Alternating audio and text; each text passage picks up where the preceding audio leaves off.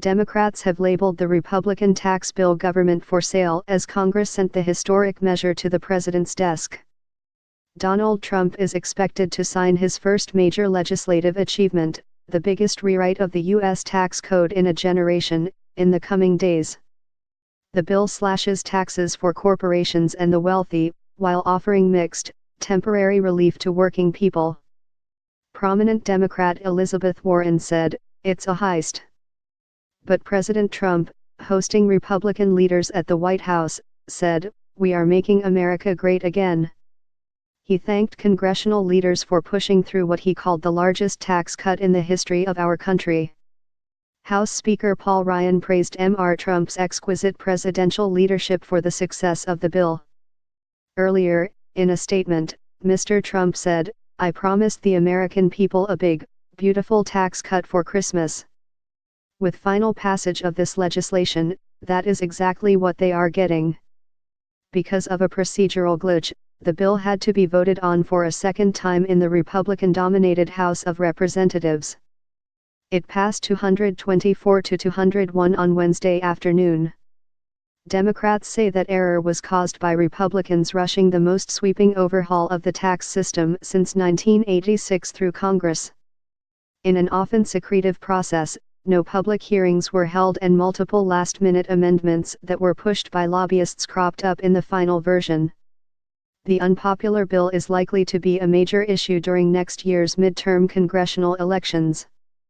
52% of adults said they opposed the tax plan, while only 27% supported it, according to a Reuters/Ipsos poll. Nonpartisan analysts say the greatest beneficiaries of the package will be the super-wealthy, multinational corporations and the commercial property industry. In the immediate future, the plan will see the vast majority of taxpayers having lower tax bills, but those cuts expire in 2025. By 2027, the Tax Policy Center estimates the overall change would be negligible. And 53% of taxpayers would face higher bills, many of them in the lower income brackets. The bill is projected to add $1.05 TN, £1 1 TN, over the next decade to the $20 TN U.S. debt, which Mr. Trump promised last year he would eliminate. But Republicans argue it will boost economic growth. The legislation reaches beyond fiscal matters to tick off a wish list of conservative priorities. It strikes a serious blow to Obamacare, scrapping the fine levied on Americans who do not buy health insurance.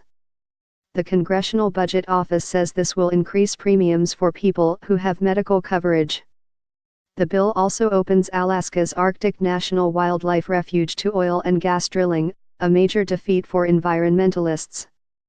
As the final vote approached in the Senate overnight, the chamber's Democratic leader Chuck Schumer scolded Republicans for talking during his closing argument. "This is serious stuff," the New York senator said. "We believe you're messing up America." Among the most outspoken critics are those progressive figures in the party often tipped as possible 2020 presidential contenders. Massachusetts Senator Elizabeth Warren tweeted, "Let's call this out for what it is, government for sale."